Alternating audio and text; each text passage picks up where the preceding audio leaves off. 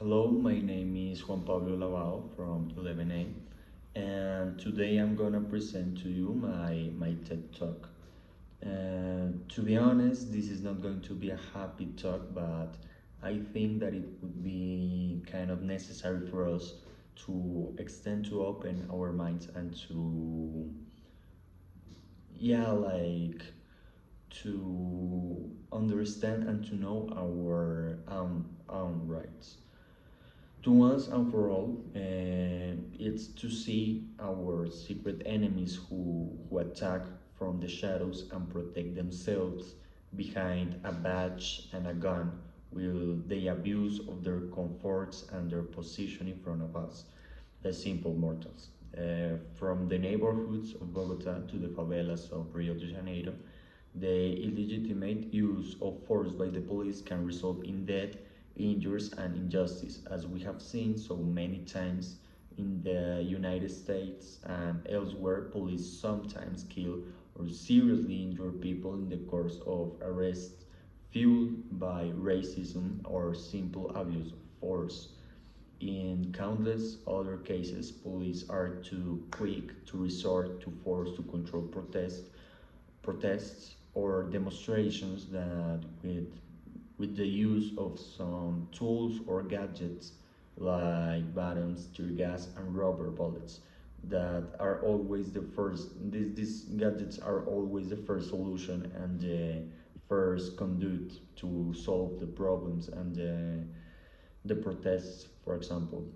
And worst of all is the impunity for police killings, which result in a kind of a deadly vicious cycle of violence, just violence. In Brazil, for example, it is common for officers to kill people who pose no threat, especially young black men. These homicides are rarely investigated or prosecuted. This is unfair, and as I already told you, and the victims are unarmed people. Like I don't know if they innocent or not, but it's unfair that the police use a weapon in a person who are no a threat, a real threat in that moment. So to conclude, like the first part, we must ensure that the police stop using force in violation of the law, and that those who kill unlawfully are held accountable for their actions.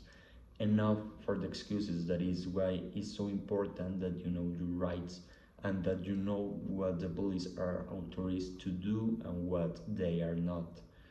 There are strict international laws and standards that regulate how and when police can use force, and particularly lethal means, but they don't really follow it.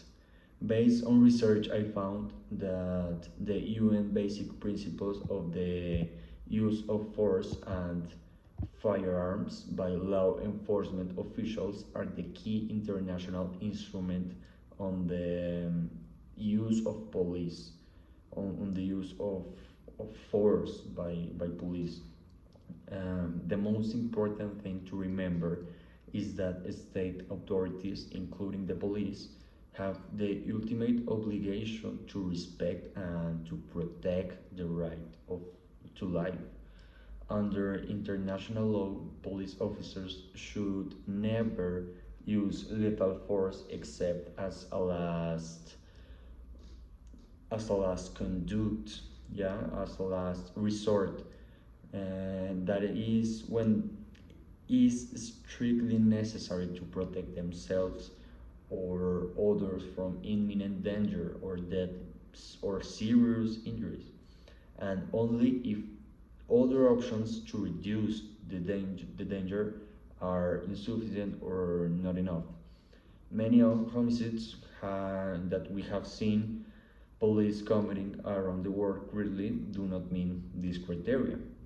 For example, in the United States, the homicide of George Floyd, Michael Brown, Breonna Taylor, and Eric Garner, and So many other black people who have died at the hands of the police were unarmed, and as you know, or as I already told you, it was because of the racism and the hate of the police, no other reasons.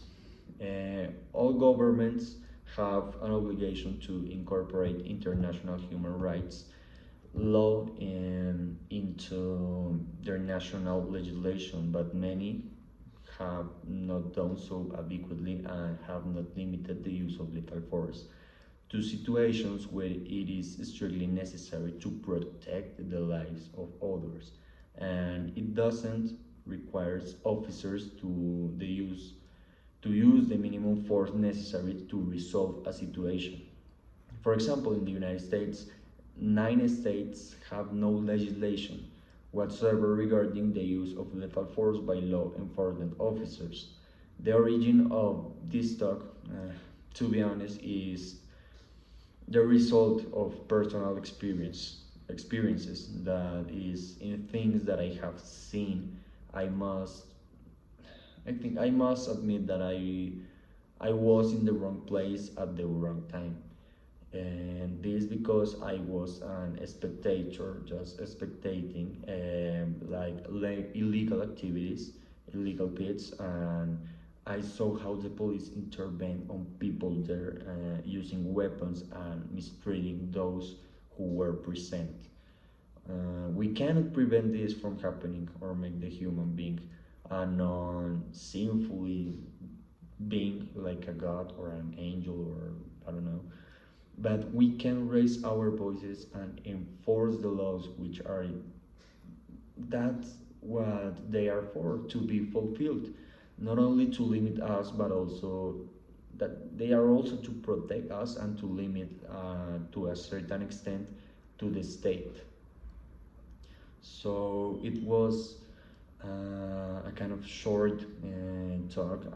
This is a topic that could extend a little more, but because of time, I'm gonna stop right here.